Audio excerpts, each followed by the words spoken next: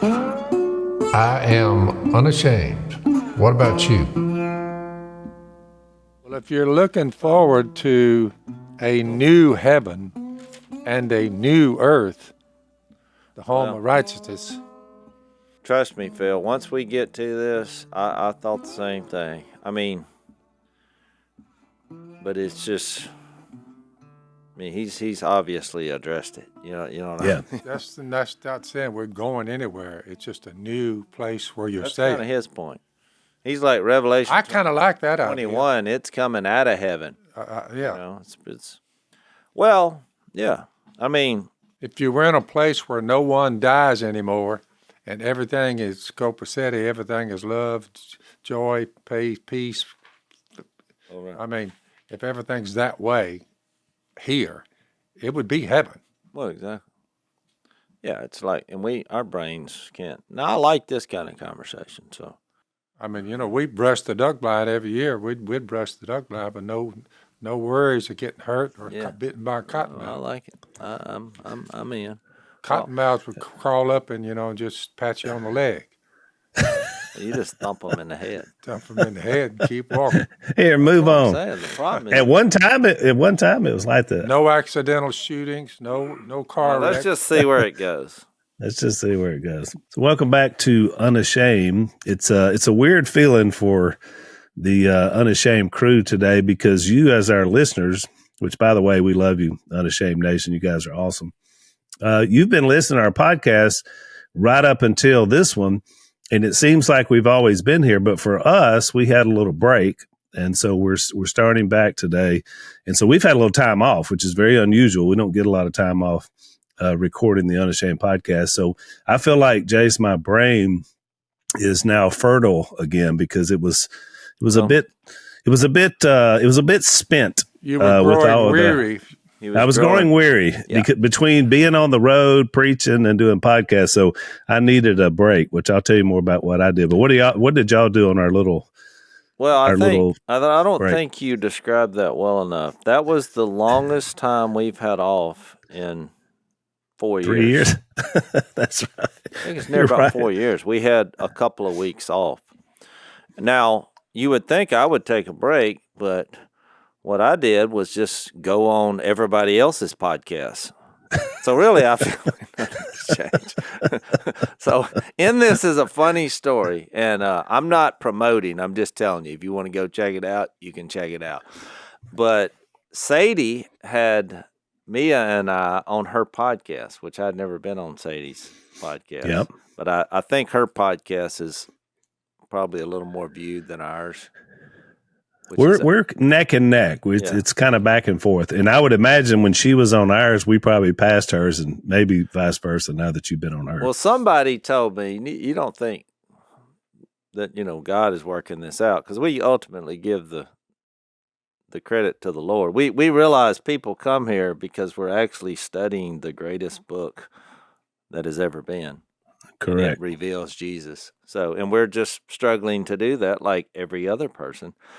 But someone showed me a stat of like the biggest audience that watches our podcast. And with ours, it was like, it was 15 to 25-year-old males. Yep. So thank you for that. But Sadie's was like 15 to 25-year-old females, which I thought was kind of comical. But anyway, and I'm saying this because I'm a little embarrassed here. So I get on her podcast. What could go wrong? She has, her studio is like intimidating. I mean, it was just beautiful, and it reminds me of like a spaceship. Like if you went into a spaceship and were taking off, it's very bright and utilitarian. I would describe her set. So here, and Jase wouldn't fit into that particular market. Well, Phil, here's Jase was an alien that got picked up along the space travel. What I'm fixing to describe is very embarrassing and very profound, because what I should have done is thought about what could go wrong. Here I am with my daughter and Sadie, who I adore both of these women. They love the Lord, and especially Mia has been through all these problems physically and all these surgeries, and so there was no script nobody said, here's what we're going to talk about. And I actually had no idea, but I should have thought further than that. Because we sit down on the couch and we start talking about, everything that's happened to Mia. And here's Sadie, who is so professional and so articulate and just inspiring. I made it for about 45 minutes.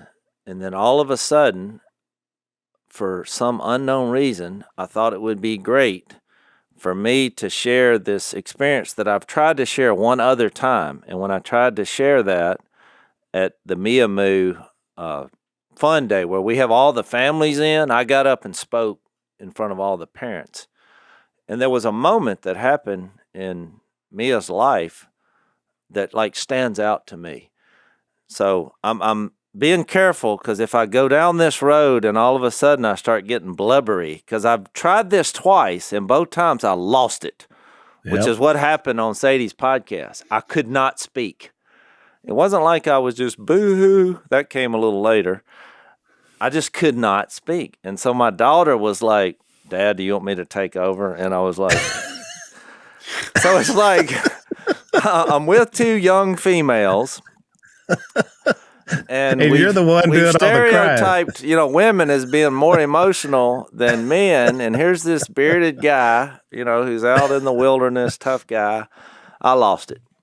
So now I'm nervous about when that's coming out for all the wrong reasons, which, by the way, today it's out. So by the time you hear this, it will have been out a few days, I guess, 3 or 4.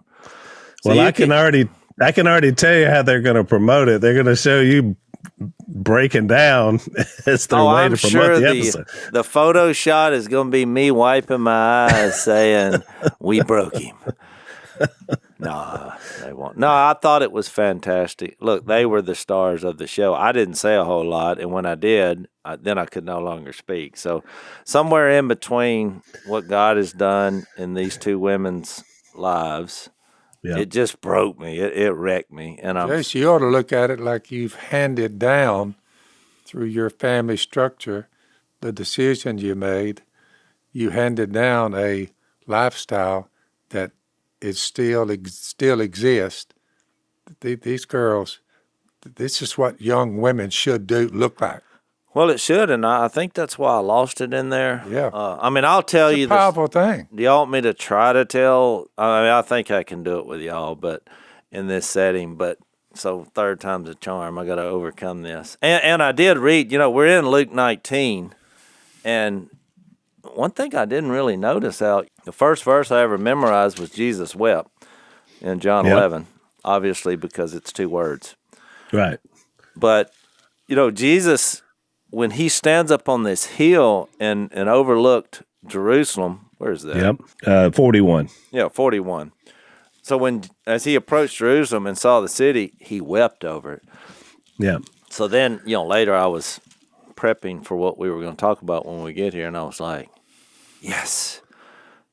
Jesus wept. So it made me feel a little better about losing it in that environment. But still, I was telling the story that, Mia's last surgery was really rough, and we weren't anticipating that. I mean, here she is. She's a grown woman now, and she's having this bonus surgery, in quotations, because just things have gone wrong throughout the process. And because everything, correct me if I'm wrong, but everything had been sort of scripted out up until her 18 years, till her facial structure quit growing. The growth of all that takes so you guys place. Well, it's actually injured is phenomenal. It's actually, so this was all new stuff, right? It's actually the lack of growth on the top of her jaw, where when she was born, the parts that most humans have did not form. So, and it doesn't grow. So the rest of her craniofacial fundamental parts, to use a big word, but everything else is growing normal. Well, that presents a problem, because your bottom jaw, her bottom jaw is growing normal. Well, the top jaw is not moving. Well, you don't have to be a doctor to figure out That's going to Well, be you're not going to problematic. be able to talk at some point because your tongue can no longer reach the top of your mouth Yep. where there wasn't a palate anyway that they've constructed, and they have all this metal and plates and screws. So you're basically managing this process. And this is how many surgeries over 18 years? I mean, a lot. 10, 20 12? plus. Well, I mean, Probably it's probably 20, it's hard to put a number on it because what defines a surgery? I mean, Yeah. so I mean, I would say 14 major encounters where it took days, weeks, months to recover. So she has this. Well, it's unbelievable, Jace, how tough that girl is. But I made a point, and this is a very profound A lot of them would story. just try to cry their way out of it, which that wouldn't work. But Or get Well, I mean, depressed. you Yeah. know, in the short time, in the short term, she cried, and I mean, she just when you're in pain, severe pain, there's a lot of tears, and it's a lot of tears for the parents because the worst thing imaginable on the planet is to watch your kids suffer, and you can do nothing about it. Yeah. So it's a very tough road, and y'all know me, I wasn't an emotional person at all until I had my daughter, and that changed me forever, which is fine. I mean, I think it's a good thing. God created us like that. And so I'm fine with it. I mean, I was a little embarrassed, obviously, because I could not speak. well, your faith might have been tempted by the Almighty just to see how you'd react. Well, yeah. So, Because things finally did. She's made a phenomenal success out of when you see her now. yeah, well, I made the transition. I don't even notice it. Whatever she had any problems, you just But part of the problem, that's what we talked about on Sadie's podcast, is most people only look at the exterior, which is okay. But in her mind, she doesn't like that. That bothers her that people are looking at just the outside. So it's very hard for her since she's constantly changing because, kudos to her. the people that are around her on a daily basis, like Missy and I, our biggest struggle is every time she would be changed physically, it was heartache because when you love someone, the things that are different, you actually embrace in a weird kind of way. So when she's changed, it's very hard to overcome that because you're like, well, she's different. I loved you for who you were. I mean, and we talked about that. It's kind of a tough subject, which is why you see 45 minutes into this, I tell about one of the transitions that I noticed from the inside out, which is completely the Holy Spirit of God in Mia's life, was that she would play the piano in the previous surgeries just because she's bored. She did other things, but you just think her recovery time sometimes were months. Yeah. So what do? You're by yourself. You're stuck at the house. And she would do different things. Well, one of the things she did was play the piano. But what I said is when I noticed her transition to the Lord, where the Lord took over, when she had that last surgery, she'd play the piano during the recovery, just like she did all the other times. Yep. And the part I got choked up about, I said, but there was something different. Even though she couldn't speak in this last surgery, the energy and passion of which she was playing the piano spoke volumes. Yep. It was like before when she was a little kid, she was just banging on a piano. But now it was like she was bringing the piano to life. I mean, it was even though she wasn't speaking, there was a joy and a peace. The fruits of the Spirit was coming out just in the chords and the songs she was playing. And so I would sit on the couch and just get teary-eyed. I would, because she would play it every night. She would go in there. Yep. I mean, this recovery was weeks.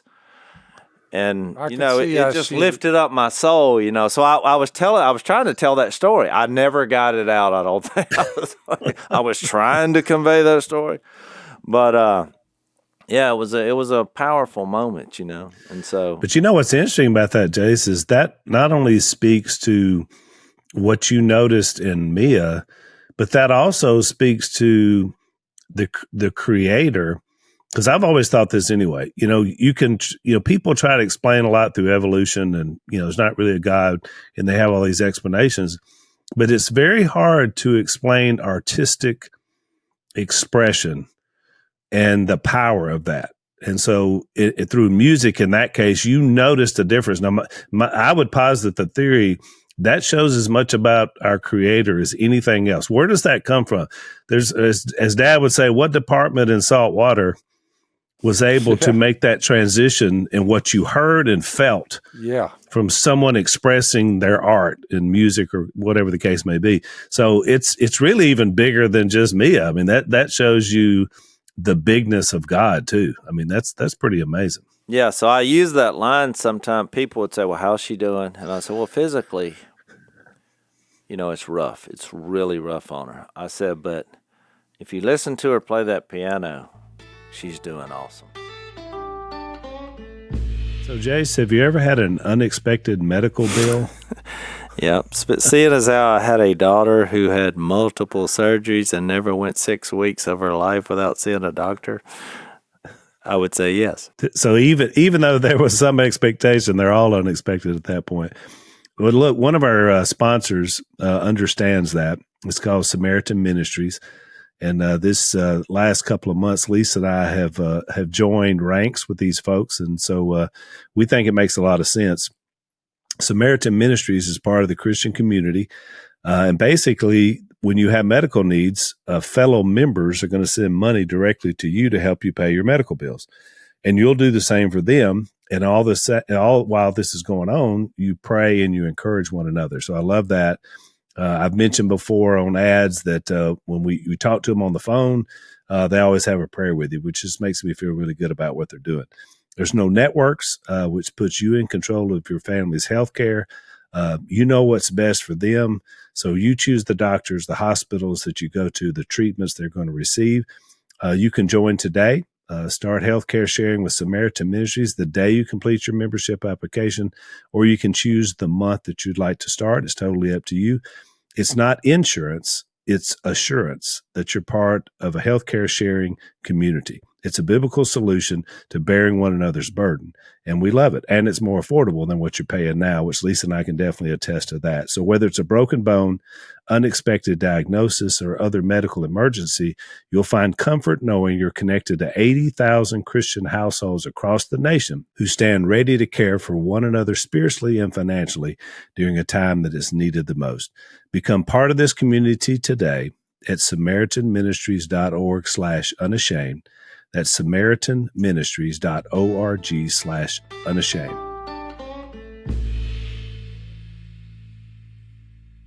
So then the next day, that was a long story, but if you want to check out Sadie's podcast, whoa, that's good. I love. I don't know, how did I miss that? Was the name of her? Every time they say it, but it's really good. I love it too. Well, I'm telling you, I know why she named it that, because there was about 5 times I thought during that podcast, whoa, that was good. That was good. So if you want to check that out, just look for the picture where I'm over there, blubbering in the fetal position. And I haven't listened to it, but I was there. But I'm sure you'd be encouraged by it. But then I did Si's podcast, the Duck Call Room. And I was promoting our Christmas episode there, which was hilarious because we get on there and it's coming out December 17th for everyone to watch on Fox News. It's called Duck Family. It's about a week. Yeah, Duck Family Christmas. And so I was like, man, I can't wait to watch it. So when I was on his podcast, I go through it. I was like, look, it's us, his family. We're doing family things. I said, but at the end, I really like how it came together, and the people in the editing room or whatever, they really just highlighted how God gave up his family so that we could all be a forever family, which is kind of the theme of it. But the fact that that's going to be out on national TV and with a focus on Jesus, I'm really excited about it. And that's why I'm promoting it. I have no other motives for doing it other than it's focused on Jesus, and I'm really proud of it. But Si said, I can't wait to watch it. And I was like, well, Si, you were on it. He was like, I was?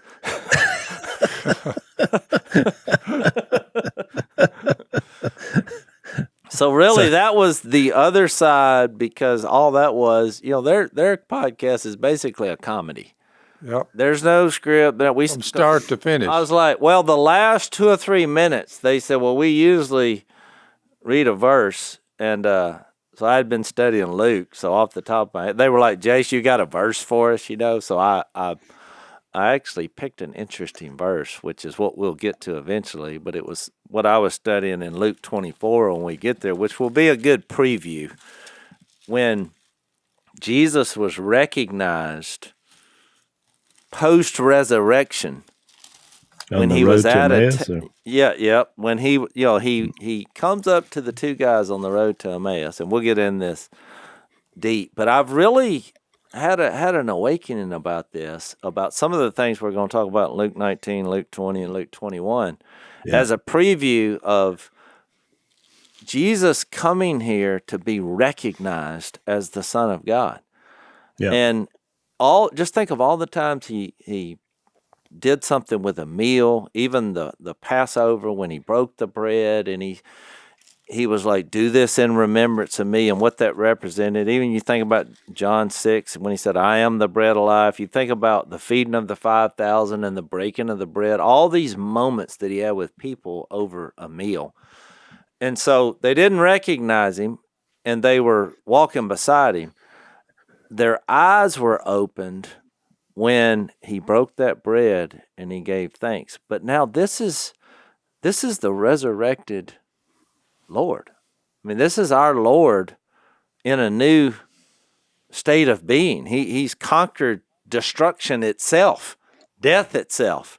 Yep. And he's having a meal with people. And all of a sudden it like flooded all these verses that I've never really thought about before. But one of the most famous verses in the Bible is, I think it's Revelation 3:20, where it says, when he says, I stand at the door and knock.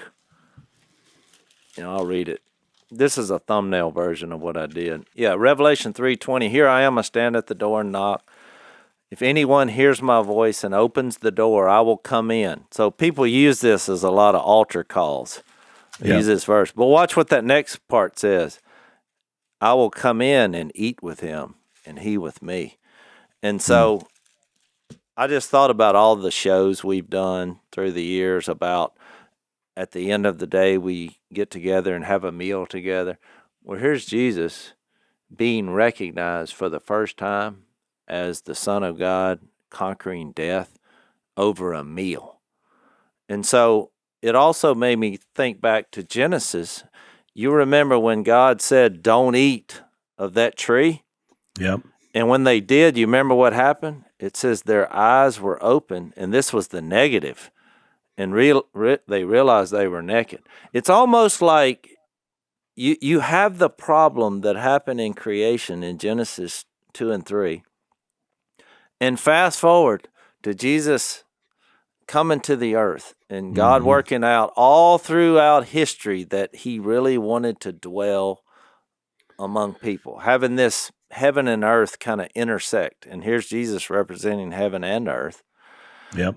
And you have this meal, and it's almost like looking back of saying, you remember when you ate the fruit, when you disobeyed me, and we were separated and all these problems, and now you have a reconciling moment of him having a meal and people recognizing him as the problems that were done, that humans did, that caused the separation, he has now reconciled.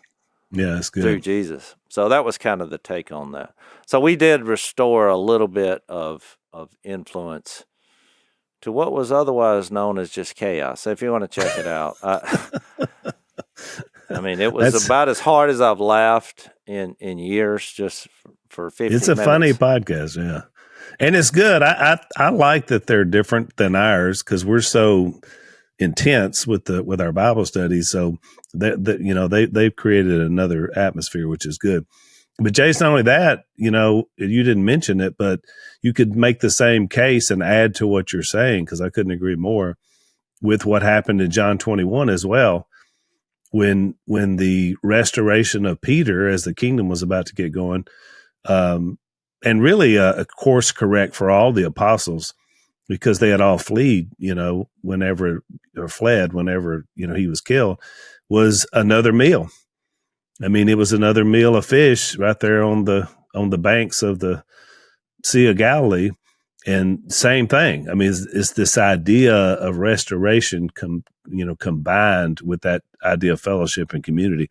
We're thinking just alike, because I started looking up all the times that happened. And even after this moment with these two disciples, in Luke 24, then it goes on to say in verse 36, it said, while they were still talking about this, Jesus himself stood among them and said, peace be with you. Well, they were startled and frightened, thinking they saw a ghost. And he said to them, why are you troubled? Why do doubts rise in your minds? Look at my hands and my feet, which, if I just pause right here, the same thing is happening that happened with the two guys on the road to Emmaus. He's wanting them to recognize him, that he's got his body back. He has been resurrected. He has conquered death, which means he truly is the Son of God. This is something supernatural that has visited the planet. And a key point is, he's the only person ever, the only one, that the world, and look, if you went to China, to Russia, to every other power on earth, they would say, correct me by saying, no, here's what it is. They count time by him. No, you're right, Phil. And the ones that don't embrace him within those things, they're like, what? How are you missing it? You're counting time by him. Oh, in this moment, it still stands. There was a cosmic shift. You feel it, you sense it, you read it, and I really was. The more I've studied, because I was reading this Luke 19 and couldn't wrap my head around it, and so I just kept reading all the way to the end. I did that several times. Yep. And what really was profound about what we're fixing to get into is that this is the cosmic shifting moment. It's a clash of kingdoms, of worlds, of time, of space, about, imagination. What could possibly be on the other side of this? Because we have Why would they say he doesn't exist and then turn around and when asked, what year is it? And they date the arrival of Jesus Christ. I mean, why would that be there? I thought he didn't exist. Why would you count time by someone that didn't exist? Just pull him out of the air? Where'd they get the info? So it's the holiday season. We call it the season of giving, and that's true. But sometimes when it comes to your internet service provider, you've already given enough, and so you don't want to give them more. And that's why we have ExpressVPN, because they're going to help protect you from what happens out here on the internet, or as Dad calls it, computer land. And we're not talking about just the enormous internet bill you pay every month. Every time you go online without ExpressVPN, your providers like AT&T or Verizon can see and log every single website that you visit. That includes all the sites you visit in incognito mode as well. On top of overcharging you, they're also legally allowed to sell all your browsing activity to a third-party advertiser for massive profits. So you can see why their giving is not the giving we want to do. So when we go online, we use ExpressVPN. The app encrypts and remotes 100% of our network data through the secure servers so that our provider can't see anything. It's also easier to use. Simply fire up ExpressVPN on any of your devices, your phone, your laptop, whatever. Tap one button to connect, and that's it. Unlike your internet service provider, ExpressVPN is committed to your privacy. Their privacy policy has been audited by third parties, so you can rest assured your data is not being logged by anyone. You've given enough to your ISP this year. It's time for you to start taking. So take back your internet privacy today with VPN rated #1 by TechRadar and Mashable. Visit expressvpn.com/unashamed and get 3 extra months of ExpressVPN for free. That's expressvpn.com/unashamed. expressvpn.com/unashamed to learn more.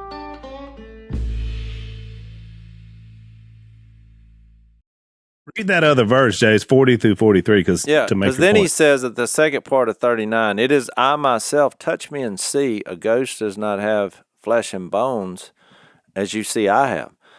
So when he had said this, he showed them his hands and feet. And we know, from Thomas that he was showing them where the nails were driven. Yep. Now, when he said this, he showed them his hands and feet, and while they still did not believe it because of joy and amazement, it was just too much for the human mind to comprehend. Yep. It wasn't that they were doubting. It wasn't that they were being evil it was just the human mind can only comprehend what it can comprehend. And every other person that when you go to a funeral, that's it. They're not coming back in a body. And I do think part of their culture, they didn't have this bodily resurrection as even as a thought. It was more about, your spirit will go off and with the angels, and that is what happens. But here he is with a body back on the earth saying, look. And then watch this little verse here in verse 41. It says, Luke 24:41. And while they still did not believe because of joy and amazement, he asked, of all the questions, do you have anything to eat? They gave him a piece of broiled fish, and he took it and ate it in their presence. You're like, well, why is that in there? It kind of goes back to what just happened about this eating meals. So what also I did from, when you read this, you realize that Luke continues this in Acts. And so when you go to Acts chapter 1, which is kind of what you do. Because he wrote these books for the same guy, which it makes perfect sense that he would just go right into it. Luke is the only book that's, it kind of ends and you're like, well, that's all that. And then it gets lost. Acts gets lost in the other 65.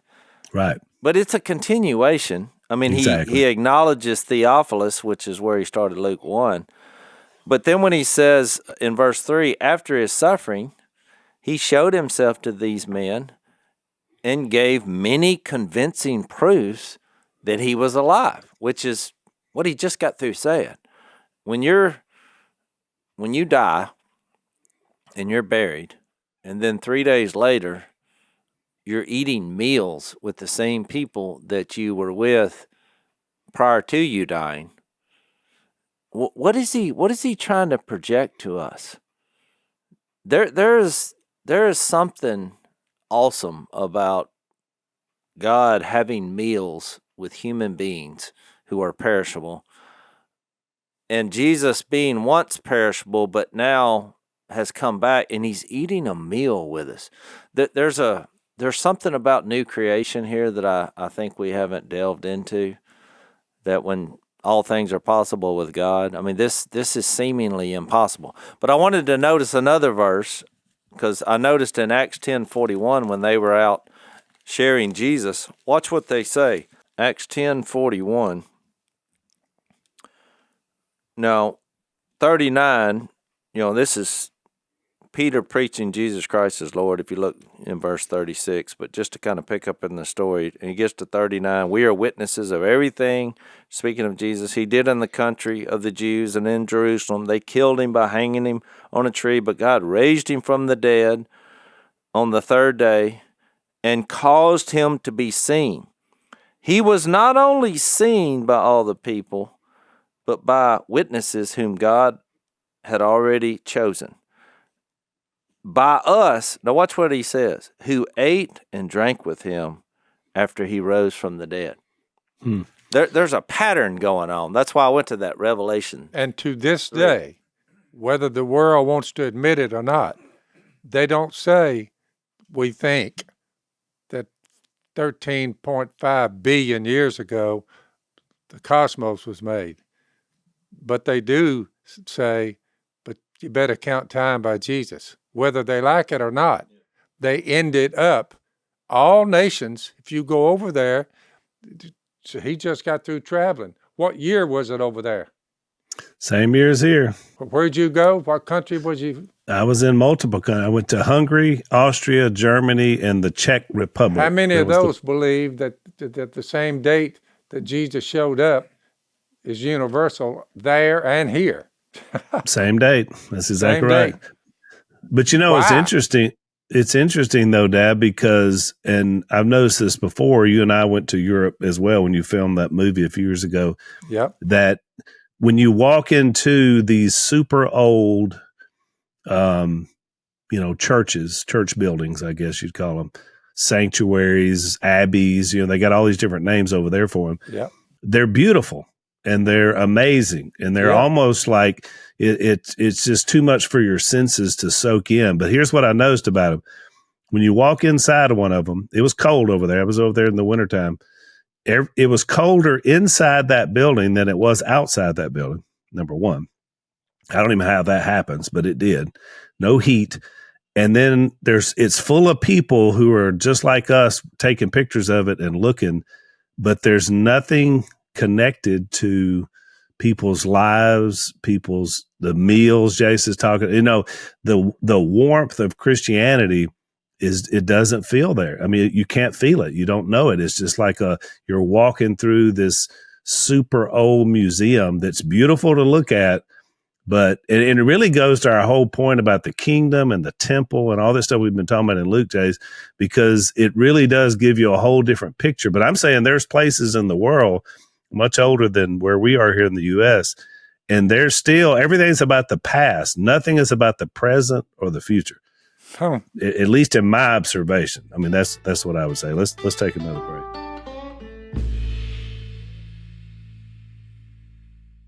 I don't know. I was thinking that I would think if I was in a country named Hungary and we're talking about Jesus eating post-resurrection, would it be a pretty good analogy to get their attention? But yeah. I bring this up because when you think about how many meals that you eat, I mean, pretty much 3 meals a day is the norm here, if you have the money to pull that off or the hunting skills. Yep.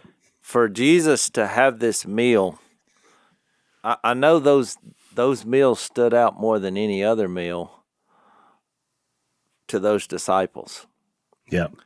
I mean, just because of the joy and the amazement and the proof that they're seeing. And I don't know if y'all had, I hadn't noticed those references before. I just started looking for it, I was like, well, it's in here a lot more than you realize. There was something significant about having a meal as the resurrected Lord with other people. I mean, there's too many references. The irony, though, Jason, I hadn't really thought about that either from Acts 10, but the irony is that Peter, you remember in the early part of Acts 10, he's up on a rooftop and he's hungry, and he goes into this trance, and that's when the sheet comes down, as Dad describes it, about food and about ceremonial law and all that stuff.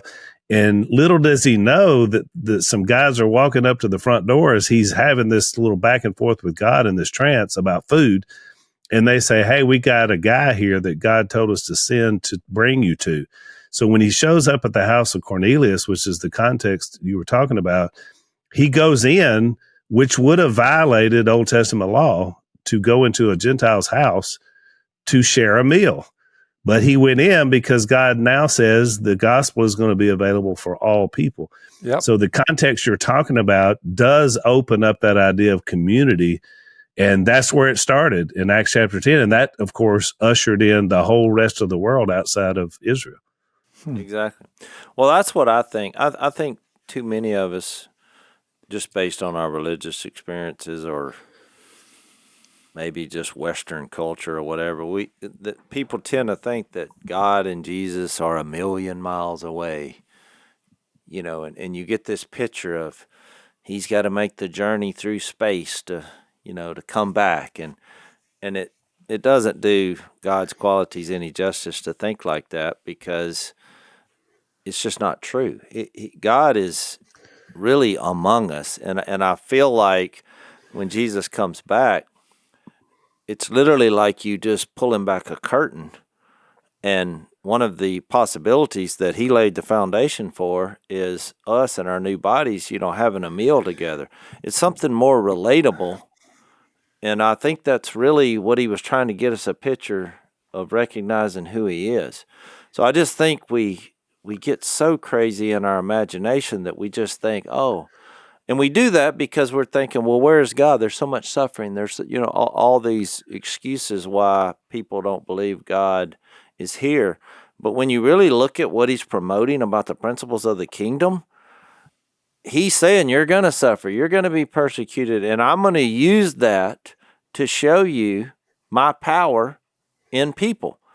And so when bad and evil things happen on our planet, what happens? People die, people suffer, people cry, but then other people step up and they build hospitals, they help those who have fallen, they share the good news of Jesus. That is what the kingdom is really all about on our planet. And that's what the power that is not like the powers of other kingdoms. And without it, the functions just fall on deaf ears without it. When it gets down to there is no God, there is no good, there is no bad, there's no devil, there's no Holy Spirit, just on and on they'll go with it. Yeah. But Jase, here's something I observed, another observation about my trip to Europe. So you have the cold mausoleums is what I was calling them, but these beautiful, structures of the past. But outside of every one of them, and then in other places in the 4 countries I went to, they have what they call the Christmas markets. And so they got all these little huts. They come in and they build in this huge circle most of the time. And every third one is doing a schnitzel and sausage and just, it smells wonderful when you walk in here. And all the other booths, they're selling Christmas stuff, nativity scenes, a lot of stuff is set up about the birth of Jesus. People, they're packed into these places and they're talking. This is outside the United States, right? Yeah, this is outside the U.S., and it's also outside of those structures. But what I witnessed and experienced there was just what we're talking about. It was all about the birth of Christ. It was very spiritual, and it was people laughing and talking and having conversation and having food. And some of the best food I had in all of Europe was at these Christmas markets, and they're just cooking it up. The same source of information that you have in these United States. That's right. But it's outside the structure. And I think we've talked so much about that on this podcast because that's what you see in the text is in this case, we're talking about Judaism, but you could just come forward and add whatever you want to in there. The idea that there's life and there's godliness and there's goodness and all around this idea of having community. So I did witness it when I was in Europe, but not inside the structures, outside the structure. But you're making really a point. That's what the problem with Christianity is, viewed in the wrong light, is people have fallen in love with this idea of separation of church and state. It's like you go do what you do in your building, and then you go out here and do whatever. And that's why Jesus is turning that on its head. This is a movement. The kingdom is a movement at the ground level where people suffer, where people are being injustices are happening. People are being judged, based on the color of their skin or whatever it is. And it's like, well, you go to church and do whatever, but don't do anything about life's problem. And Jesus is like, I am the answer to these problems. The kingdom is about us being public about that.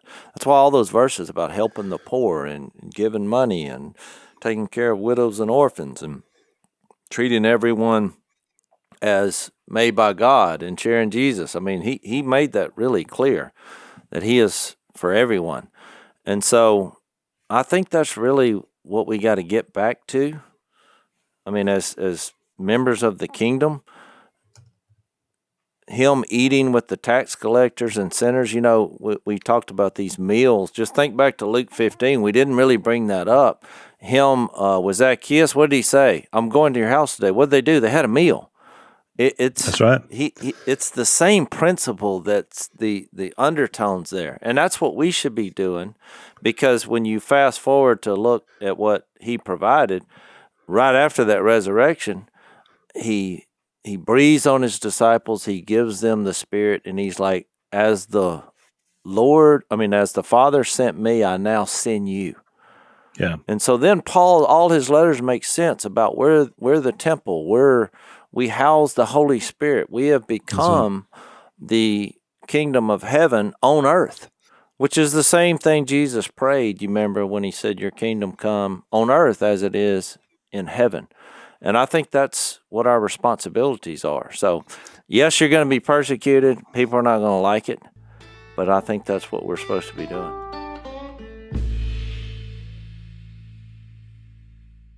So, Jace, also, you mentioned that was Luke 19. You mentioned Zacchaeus, but also you said Luke 15.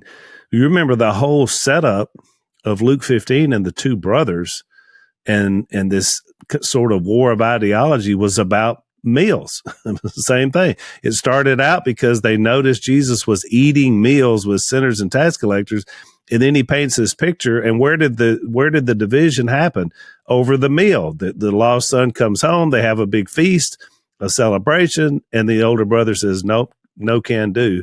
I'm not going to celebrate with him because he needs to be punished, not saved.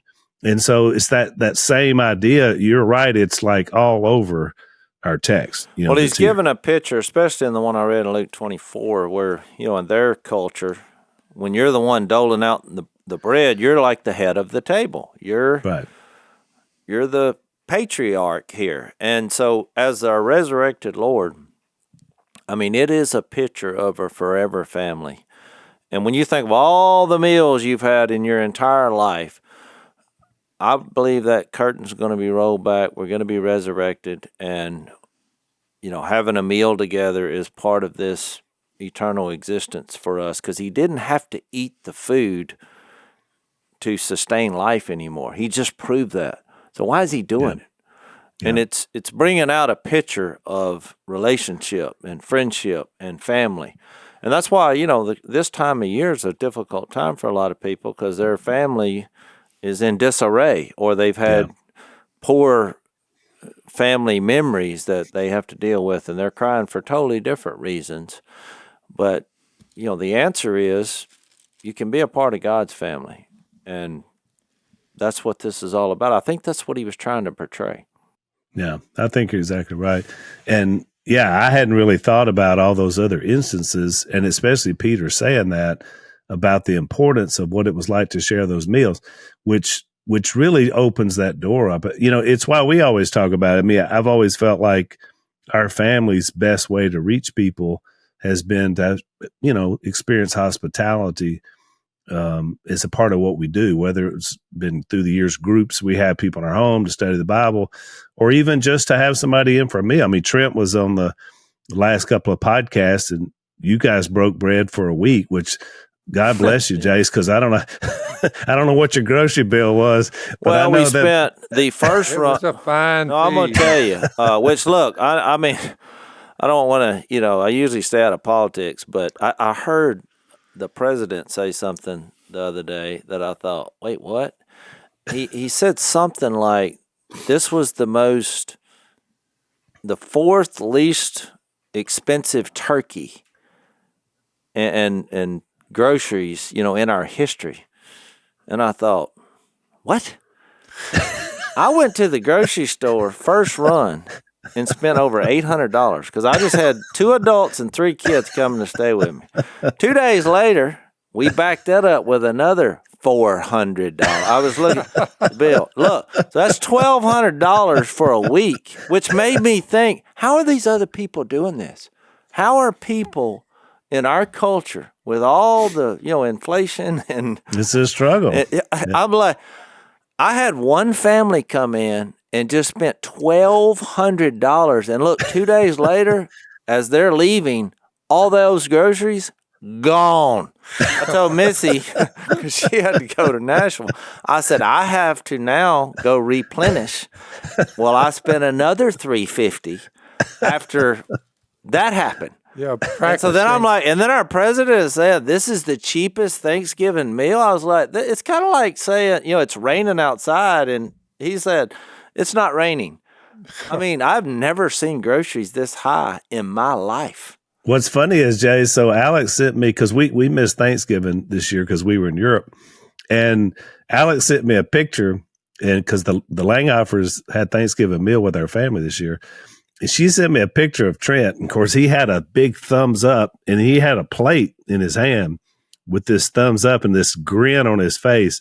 And I have to say, it's the most impressive piling of food onto one cylinder I've ever seen. I mean, the fact that he could get the height without, spilling it was incredible. And I just thought, that man is in heaven. Yeah. Well, here's what's amazing, Al, and I didn't go buy a turkey because we're more, seafood, and I had a deer. And it wasn't one of my little small deers that I usually have. This was a medium size. So not only did we, spend $1,200 on groceries, and we ate a whole deer that I didn't pay for. I mean, I guess it cost one bullet, but that's it. So, which as hunters, you can circumvent the prices out there, and so just go get your own wild game. But I'm just saying, it was really impressive. But it made me realize, number one, I don't know what they're spending out of Washington, but groceries are high. I just did that. And when you're hospitable, that's part of it. Right.